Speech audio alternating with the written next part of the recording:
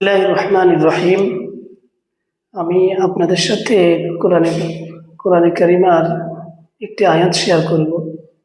আয়াতটি হচ্ছে ফাইন্না মাআল উসরি ইউসরা।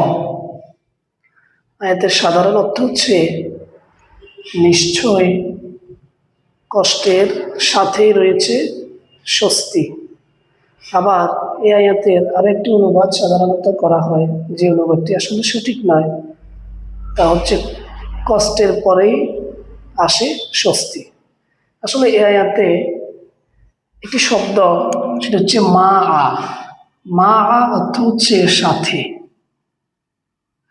তাই এই আয়াতের অর্থ দাঁড়ায় কষ্টের সাথেই রয়েছে স্বস্তি। কিভাবে, তা আমি এই আয়াতের পরবর্তী এবং শেষ দুটো শব্দ থেকে দেখাবো। এখানে প্রথম যে শব্দটি, তা হচ্ছে আল উসরি। আল উসরি,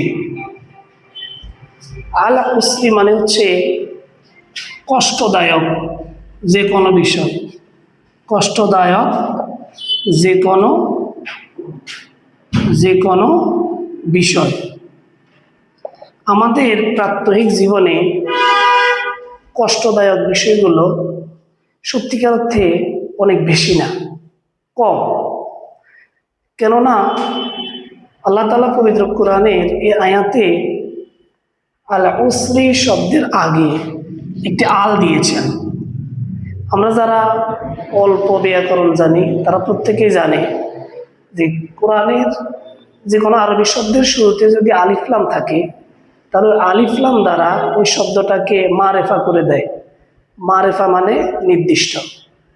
আর এখানে আলিফ লাম দেওয়ার অর্থ হচ্ছে আল উসরি মানে কষ্টদায়ক বিষয়গুলো নির্দিষ্ট, মানে মারেফা অর্থাৎ নির্দিষ্ট। আরেকটা বিষয় ইউসরা মানে সুখ বা স্বস্তি। এই বিষয়টি ইউসরা, এইটার সাথে আলিফ লাম নাই, অর্থাৎ এই শব্দটা হচ্ছে নাকেরা মানে অনির্দিষ্ট। বাস্তবিক জীবনে স্বস্তিদায়ক বিষয়, সুখ স্বাচ্ছন্দ্যের বিষয় অনেক বেশি থাকে, অনেক বেশি পরিমাণ, হিউজ পরিমাণ থাকে। যেমন আমরা প্রাত্যহিক জীবনে আসলে কষ্টদায়ক বিষয়গুলো আমরাই তৈরি করি।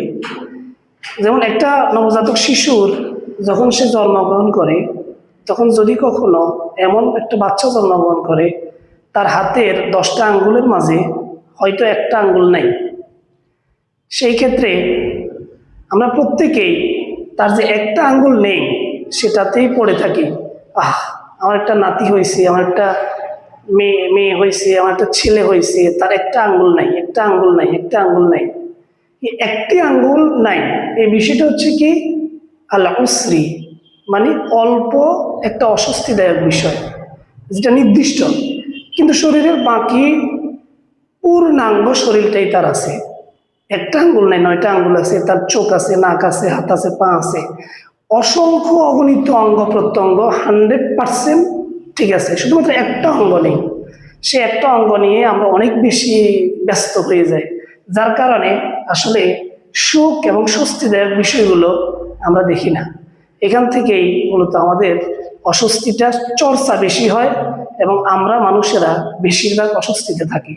এই বিষয়টি শুধুমাত্র ব্যক্তিগত জীবনে নয়, সামাজিক জীবনে, রাষ্ট্রীয় জীবনে, আন্তর্জাতিক জীবনে, সকল ক্ষেত্রে এই বিষয়টি প্রযোজ্য। ব্যক্তি জীবনে হয়তো আপনার 2-1টি সমস্যা থাকতেই পারে, কিন্তু এর পাশাপাশি এই অস্বস্তিদায়ক সমস্যাগুলোর পাশাপাশি স্বস্তিদায়ক অসংখ্য অগণিত বিষয় আছে। আমি আপনি যদি ওই স্বস্তিদায়ক বিষয়গুলোর দিকেও যদি একটু ফোকাস করি, অনেক বেশি ফোকাস করি, তাহলে দেখা যাবে কি আসলে সত্যিকার অর্থে আপনি আমি স্বস্তিদায়ক জীবনযাপন করতে পারবো।